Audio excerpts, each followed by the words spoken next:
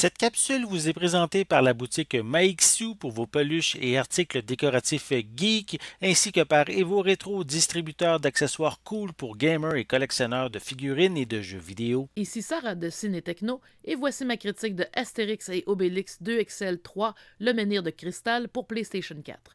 Le jeu est publié par Microïd et est disponible en Amérique du Nord depuis le 26 janvier 2021.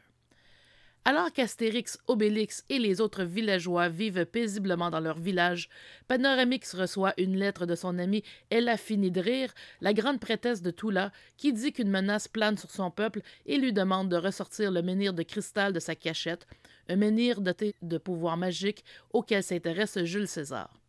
Astérix et Obélix partiront de nouveau à l'aventure pour retrouver Ella et la réunir avec le menhir. Troisième jeu de la série Astérix et Obélix 2XL, le menhir de cristal est le premier titre à inclure un mode coop à 2 joueurs. Nos héros se rendront à Tulé, Tyr, Crète et Rome, et comme on peut s'attendre, ils croiseront bien des légionnaires romains sur leur chemin. Chacun des deux personnages possède ses propres coups spéciaux et le menhir peut les aider avec ses pouvoirs de feu, de glace et de magnétisme.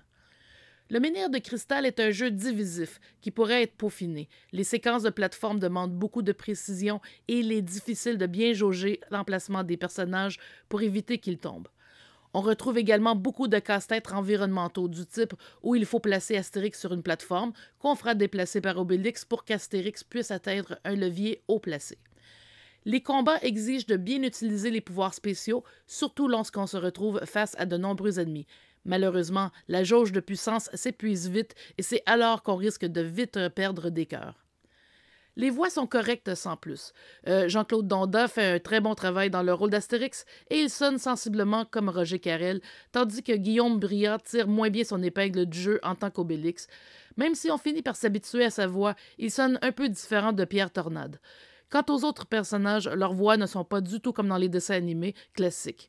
Fait intéressant, dans la version anglaise, l'interprète d'Astérix, Brian Balls, sonne vraiment comme Roger Carrel, mais avec un accent britannique. En général, le jeu roule bien, même si graphiquement il semble provenir d'une autre génération. Sur le terrain, les modèles des personnages sont quand même réussis, mais leur version 3D qu'on peut voir lors des dialogues n'est pas aussi réussie.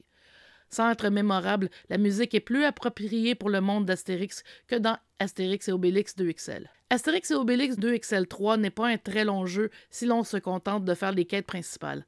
En plein tableau, il peut parfois être difficile de s'orienter puisqu'on ne retrouve pas de carte locale, mais une icône indique vers où se diriger pour avancer dans l'objectif. La caméra statique empêche aussi de bien voir certains détails, comme des murs séparant des sections d'une villa romaine. Somme toute, le développeur Osome Studio a fait un travail correct sans plus, alors qu'en principe, Astérix fait partie de ces univers idéaux pour un jeu de beat-em up nerveux et mémorable. Malgré des améliorations apportées au jeu et l'ajout du mode coop, il manque encore un petit peaufinement pour que cela devienne un véritable classique. Peut-être que quatrième opus réussira à atteindre sa cible. Astérix et Obélix 2XL3, le menhir de cristal, obtient la note de 7 sur 10. Merci d'avoir été à l'écoute.